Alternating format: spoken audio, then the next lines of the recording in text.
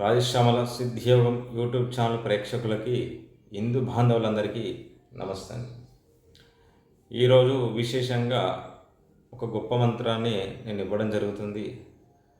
అది విద్యార్థులకి, పిల్లలకి వాళ్ళకి ఇవ్వడం జరుగుతుంది. ఎవరైతే విద్యార్థులు ఉన్నారో వారు బాగా చదవడానికి, ఎగ్జామ్ రాయడానికి విశేషంగా చాలా గొప్ప మంత్రం ఇది. శారదాదేవి మంత్రం అండి ఇది. ఈ మంత్రాన్ని చేయడం వల్ల విద్యాప్రాప్తి కలుగుతుంది. విద్యార్థులకి మంచి విద్య అభ్యసిస్తారు మరియు ఎగ్జామ్లో ఫస్ట్ క్లాస్గా వస్తారు. మంచి మార్కులు వస్తాయి. అనుకున్న దానికన్నా చాలా గొప్పగా వస్తాయి. ఇది విద్యార్థులు చేయవలసిన మంత్రము. విద్యార్థులు చేయలేని పరిస్థితిలో వాళ్ళు చేయలేరు అన్న పరిస్థితులు ఎవరైతే ఉంటారో, తల్లి తండ్రులు ఎవరైతే ఉన్నారో వాళ్ళు పిల్లల గురించి సంకల్పం చేసి ఈ మంత్రాన్ని రోజు 108 సార్లు చేసి పిల్లల్ని ఎగ్జామ్కి పంపిస్తే వాళ్ళు మంచి మార్కుతో వస్తారు.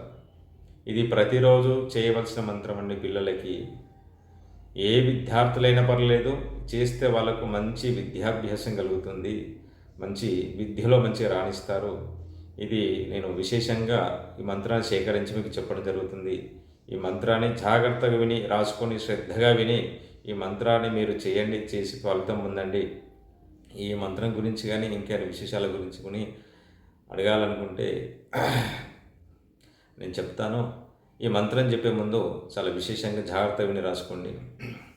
ఓం హ్రీం క్లీం సహ నమో భాగవత్యే శారదాయే హ్రీం స్వః. ఓం హ్రీం క్లీం సహ నమో భాగవత్యే శారదాయే హ్రీం స్వః. ఓం హ్రీం క్లీం సహ నమో భాగవత్యే శారదాయే హ్రీం స్వః. ఈ మంత్రాన్ని 108 సార్లు జపించి పిల్లల్ని మీరు ఎగ్జామ్కి పంపిస్తే వాళ్ళు మంచి మార్కులతో వస్తారు. అంటే వాళ్ళు మంచి మార్కులతో ఉత్తీర్ణులు అవుతారు. వీళ్ళకు మంచి విద్యాభ్యాసం కలుగుతుంది. స్వయంగా పిల్లలే చేస్తే చాలా విశేషం. ఇంకా అంటే వాళ్ళకి ఎలాంటి చదువులు ఆటంకాలున్నా, ఎలాంటి ఎగ్జామ్లో ఇబ్బందులున్నా అవన్నీ తొలగిపోతాయి. ఈ శారదాదేవి మంత్రాన్ని చాలా స్పష్టంగా చేయడం వల్ల చాలా విశేషమైన గొప్ప మంత్రము, చాలా ప్రాముఖ్యత మంత్రం ఇది. ఇది నేను సేకరించి ఇవ్వడం జరుగుతుంది. ఎగ్జామ్ విషయం సందర్భంగా పిల్లలందరూ ఇవ్వాలి. పిల్లలందరి కోసం ఇది ఇవ్వడం జరుగుతుంది. తర్వాత పిల్లలు చేయలేని పరిస్థితిలో ఉంటే వాళ్ళ తల్లిదండ్రులు చేస్తే చాలా విశేషము.